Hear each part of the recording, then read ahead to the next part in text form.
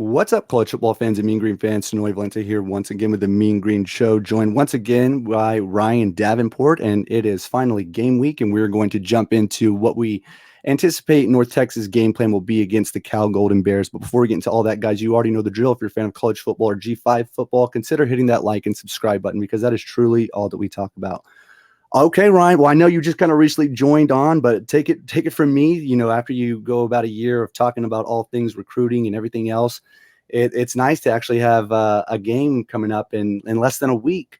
And, you know, you only get so many of them, so you got to cherish each one. But really just kind of jumping right into, you know, what do we think is how it's going to play out. So, you know, Eric Morris, he is an air raid guy. So what do you think this game plan is going to be for Cal if you had to just off the cuff guess? Well, I'm excited to be back, excited for game week, excited for some Mean Green football. Game plan for Eric Morris coming out, pass heavy.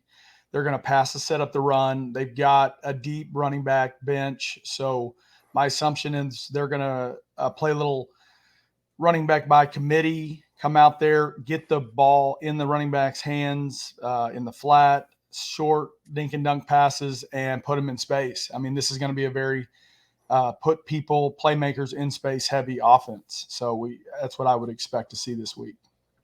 Yeah, I don't know if you caught the coach's show from Rudy's. I listened to that today, and they speaking of getting people in space, Morris had talked really highly on Kalon Horton, who I don't have the depth chart in front. I think he's number 2, maybe at the Y, but behind Rod Brown, Rod Burns. And Coach Morris said Horton is one of the most explosive receivers he's ever coached, ever been around. Right. So do you think there's going to be some plays designed to try to get him the ball in open space for this game? Yeah, I think they'll have a scheme for Cal based on what they've seen in the film room on defense, and they'll be looking specifically to get it in his hands and anybody's hands in space. I mean, when you're undersized, it's all about creating those matchup problems. So that's what they're going to look to do this week. Touching on Stone briefly, and we've got a special guest that's going to jump in later, Nathan Toon, and we're going to get a little bit more into the quarterback conversation. But being that, we said this isn't, Coach Morris is a disciple from Mike Leach. This is air raid. However, this is year one. And like you just said, we have a deep running back room that Coach Cobbs has really built. It's really phenomenal. None of them have transferred yet. It's probably 3 or 4 legit starting running backs in there. And we also know that it takes time to implement an offense. That being said, if you had to guess, do you think Stone Earl is going to pass for more or less than 275 yards against Cal? I got to assume in this type of offensive scheme, he's going to exceed the 275 mark. I mean, because they're going to use the running, they're going to pass in the running game. They're going to throw the swing route. They're going to throw the flat route. They're going to pass the ball as their running attack. And, you're right that Cobb's has done a great job with the running back room. I hope that Coach Morris has, taken his personnel into consideration in designing his scheme and perhaps adapted his scheme slightly to match some of the quality athletes we have in the program. And then as he recruits and builds in his own guys, he can open himself up. But hopefully this year they're coming in ready to make plays right away. Okay, and running back by committee, we couldn't really anticipate who's going to rush for what. I mean, it's anybody's guess there. But if you had to guess, just jointly, do you think North Texas will have more or less than 150 yards on the ground rushing? I would think so. I mean, I think more than 150 yards. It's going to be tricky because, like I said, they're going to throw the ball as a running play. So, could it end up being less because they're not handing the ball off? Possibly, but I think they'll get the ball in people's hands quickly. They'll get it out of Stone Earl's hands fast and put the pressure on the Cal Bears to show up and defend that. I mean, that's what you're going to see. Jumping over to the defensive side of the ball. So Cal just named Sam Jackson their starting quarterback. And honestly, all 3 of North Texas's contenders for QB might have more experience than Jackson. He's very inexperienced. Not, that means that he won't be successful, but just doesn't really have a lot of experience to go off of. Transferred in from TCU, really mobile, athletic guy. What do you think the game plan defensively is given that info, and then kind of want to piggyback that question with, we've seen 3-3-5s come through North Texas in the past. Now, granted, other people can run it, and it may not work. It doesn't mean the next guy who runs it, it won't work. It's just, as a fan, I haven't really seen it work at North Texas yet. And with a mobile QB, do you think we'll see less of that traditional 3-3-5 to have another guy in the box? Or just what are your thoughts there, being that Cal just named a starter that's so mobile? So I lost you for a second there. Walk me through the question one more time, just so I make sure I can answer it appropriately. Yeah. So basically, Cal named Sam Jackson, who's a highly athletic, very mobile guy, as their starting quarterback just recently, I think more recently than us. And we're coming out in a 3-3-5, which we haven't really seen a lot of success from North Texas teams in the past. So not saying it won't work under Capone, but what do you think the game plan is going to be, being that Jackson has such the, athletic ability and the means to hurt you on the ground? Do you think we're going to see more of an extra guy in the box as opposed to the 5 DBs, or what are your thoughts there? Well, I mean, they'll game plan specifically for Cal this week. And I ran the 3-3-5 when I was at Air Force. And it's a traditional defense that you're going to play when you're undersized, right? You're going to come in. It's going to give you more athletes in the back end. It's going to give you the ability to pass defend. With Cal coming in, I have to assume with the coaching staff they have there, they're going to try to establish the run to set up the pass. Whereas I think in North Texas, we're going to pass to set up the run. We're going to have the opposite approach. So when we're setting up the pass to set, or when we're passing to set up the run, they're coming in, running the ball. We've got to bring guys down and get in the box, which is then going to open it up to throw the ball. But, a mobile quarterback like that is a tough X factor to deal with as a defender. If he gets in space, 3-3-5 puts you in space. You've got to have athletes. So it creates some matchup problems for North Texas, no doubt. And I would assume they're going to pull somebody down. They may not right away because they want to establish their defense. They want to come in with their base set. But pretty soon you're probably going to see that in the game plan. Yeah, the armchair defensive coordinator to me, and former NCAA 14 legend, I want him to spy and just rush, and really get him, on his heels, and hopefully feel a little pressure and a little unease, and hopefully you've got to assume they're going to bring guys down. They're going to be blitzing. They're going to be bringing pressure from different sides. I mean, that's what you want to see early in this game. And when you're playing a team like Cal, I mean, might as well come after him. I mean, what do we have to lose there? So.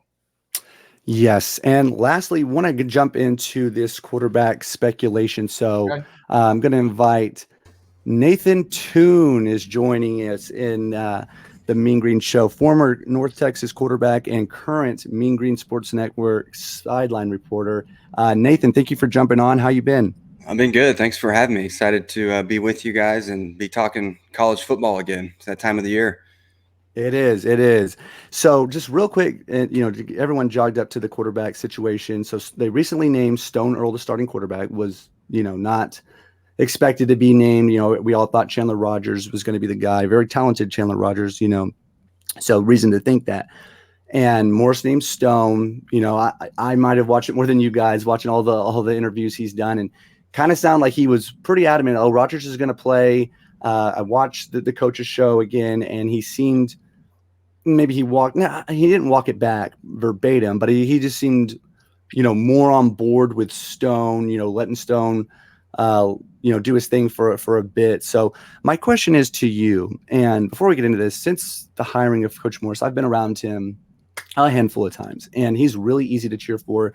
He has a lot of traits that I think Coach Traylor has, as far as getting involved, on campus and getting student engagement, this, that, and the other, which is pretty vital for a North Texas school. Unless you're winning 9-10 games consistently, you need a lot of marketing from the head guy. That helps, I feel like. So he's really done everything great. This is probably my biggest knock on him so far, is just maybe the lack of commitment initially to Stone. If you got a guy, maybe run with it. But Ryan mentioned in the past, maybe he's trying to, keep a really talented Chandler Rogers engaged, being that he's coming in as that backup role. But anyway, Nathan, wanted to get your input on this, being that, you played the position.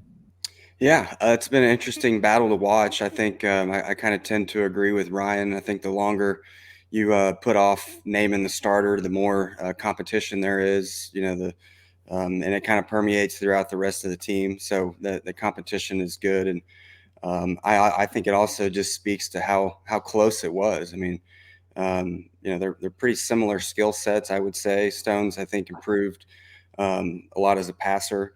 But he's fairly inexperienced when you look at his stats and games played and all that kind of stuff. But I think he brings something to the team, to the field that Coach Morris is looking for. He's a guy that's not going to jump off the sheet at you with his measurables or anything like that, but he clearly he plays kind of fearless. He's tough. He's got some moxie about him, and seems to me like he's got a little bit of that clutch gene in him. But I think Chandler Rogers is a heck of an athlete. He's a accomplished quarterback and passer. So I think that we probably will see him at some point this year. I don't know what that's going to look like. I know it can be difficult when you got two quarterbacks. It's a good problem to have, but it can be difficult. You don't want the guy that's out there looking over his shoulder, feeling like he's can't make a mistake and can't play free. But just over the course of a season, things happen, injuries, sicknesses, what have you. So I anticipate seeing them both at some point. Aside from the wheels falling off for Stone Earl, at what point, if any, do you think we will in fact see Rogers during the Cal game? I don't know. You'd like to think that maybe they've got a package or two drawn up for him, maybe in the red zone, or some sort of personnel package or groupings of plays that they like. And it might make it easier for Stone knowing going into the game that, hey, Chandler is going to play a certain amount of series. That way he doesn't feel like he's getting benched, or he can still kind of play freely. But Well, Nate, don't you think as a player, especially week one, we're talking Cal coming in here, they're going to put him in the game to create matchup issues. They're going to, and I agree with you that if they can sort of go to Stone and say, hey, we've got we've got 3 or 4 packages for him to run. Then when he comes in, there's not this, oh, he's taking my job, he's doing this type of thing. And I think he creates matchup issues for Cal. And game planning for 2 quarterbacks, I think that's a challenge as a defense. So sure. I agree with that. And I mean, it's going to be interesting to see how it plays out. Like I said, it's a good problem to have, having 2 good quarterbacks or 3, but it certainly is going to take some managing and really kind of figuring out how it's going to work, for the season. And I guess the only way to know that is get out there and do it. Last question for you, Nathan. Do you think Stone, earning this starting job is something that North Texas fans should be optimistic about, that, oh, maybe Stone just performed that well to beat out Rogers? Or is it something that fans should maybe feel hesitant about, being that is Rogers just not the guy and we're just having to go with, what was already here? What are your thoughts there, if any? Yeah, I think it's says a lot about the improvement from Stone Earl, the commitment, obviously the hard work, and his teammates and coaches believe in him. But I think Chandler Rogers, if you look at his stats, I think he started 24, 25 games. He's thrown for 6,000 yards, run for 1,000. So he's a highly productive player with a lot of experience. So for Stone to be able to beat him out and get the nod for week one, I think it says a lot about the work that he's put in and the kind of player he is and the future they think that they've got with him. Nathan, I appreciate your time. Good luck this season. Looking forward to having you back on soon. Thanks, guys. Go Mean Green. Go Mean Green. Thanks, Nate. Okay, Ryan. Well, a few last things to wrap it up here. So currently, let me pull it up. The spread is Cal is only favored by 6.5. The over under is 55.5. So can we get a point prediction from you? And, do you think Cal's going to cover that? Do I think it'll be a high scoring affair. I think there'll be points on the board. I think they reach the 55 mark. Does Cal win? Does Cal, cover the 6.5? That's a tough one. because I just don't know anything about this team other than what I've seen. And until I see them line up against a different opponent, it's hard to say. I'd say Cal covers it, but just barely. Okay, last thing. Do you think this might be one case scenario where we wish we didn't have the indoor facility? I know it's a treasure, it's a recruiting massive tool, and just you got to have one if you want to be competitive in today's, whatever. However, the team had the luxury to practice a lot in there, so they weren't in the heat as much as they would be had they not had it. So do you think this heat is going to be as much of a factor in North Texas's favor, being that they, did have the amenities of the indoor facility, or do you think regardless, it's just Texas boys, and I know there's a lot of Texas guys on the Cal team, but they haven't been in Texas for a little while at least, so the acclimation of the heat just won't be there. What are your thoughts on the heat being a factor for this game? I think it's a huge advantage for North Texas. I've lived in Northern California, I've lived in Texas. You go outside every day, it's nasty, it's hot, you don't want to be out there. You're getting off that bus from Cal, it's messy out there.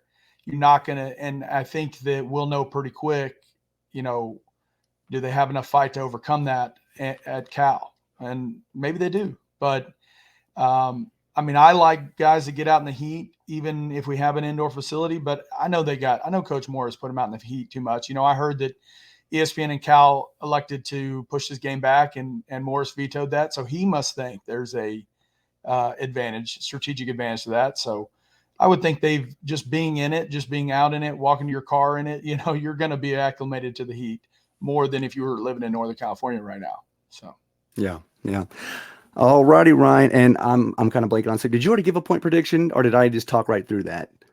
I gave it. I said we would cover and then they would cover the 6.5. But I'm going to be rooting for the Mean Green. So absolutely, we'll be there for sure. That's my 2-month-old lack of sleep brain talking. But all right, Ryan. Next time we talk, it'll be post game most likely, if something crazy happens. But as always, go Mean Green. Go Mean Green.